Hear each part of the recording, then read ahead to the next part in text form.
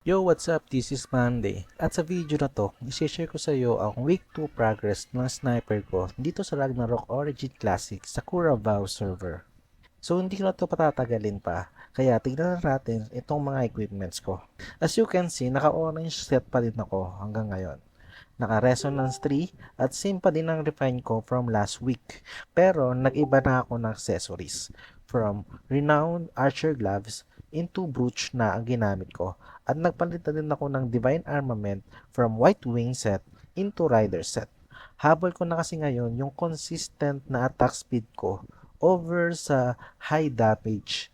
Sa cards naman, medyo okay ang progress ko. Sa weapon, nakatatlo na ako na squid kit card.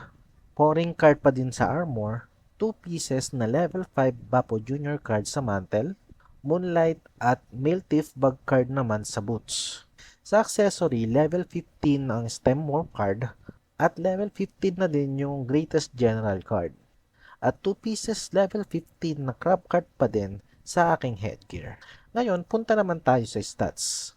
So, bali from that equipments plus self buffs plus Imperium Blessing at Concentration Potion, ang physical attack ko is 4,039. Yung attack speed ko naman ay 438%. Yung crit rate is 112. At yung crit damage is 54.78%. And last but not the least, yung ignore def or ignore pdef is 942. Dito naman sa aking base stats, yung total AG ko is 156. 164 naman sa dex at 152 naman sa luck. Bali hindi pa yan ang final stats ko dahil nag-iiba pa din naman depende sa enchant na nakalagay sa mga equipments. Basta ang importante, abot na yan ng 500% attack speed at 176 na luck kapag meron ng buffs ng priest. So speaking of enchants, ito naman yung ipapakita ko sa iyo. Sa headgear ko, double ignore physical death na. Sa facewear, level 2 na PvE, tech at luck. Sa facewear, double luck. Double luck din sa armor, double luck pa din sa mantle, at double luck din sa boots. Sa accessory naman, level 3 superior crit at physical attack ang nakalagay.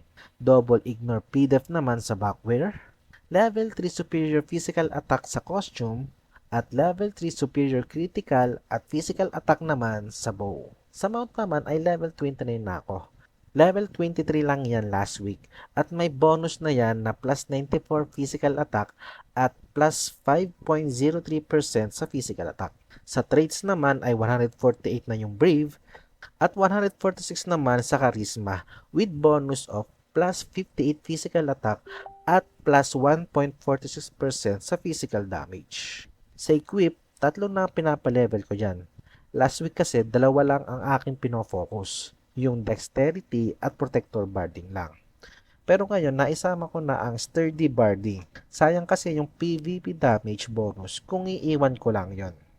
Ngayon, lipat na tayo sa medals. At ito yung may pinakamalaking progress ko ngayong week. Last week kasi level 18 lang ang Bravery at level 17 naman sa Heroism.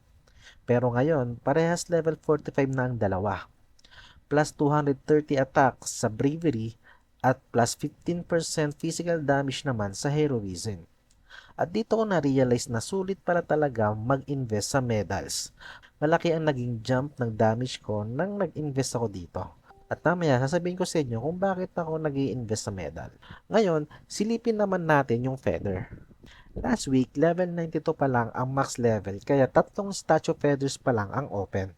Pero this week, level 99 na ang max level kaya na-open na din ang buong 5 feather statues. Same lang din ang varieties. Sa attack statue, naka-glory, day, time, space, at sky feathers ako.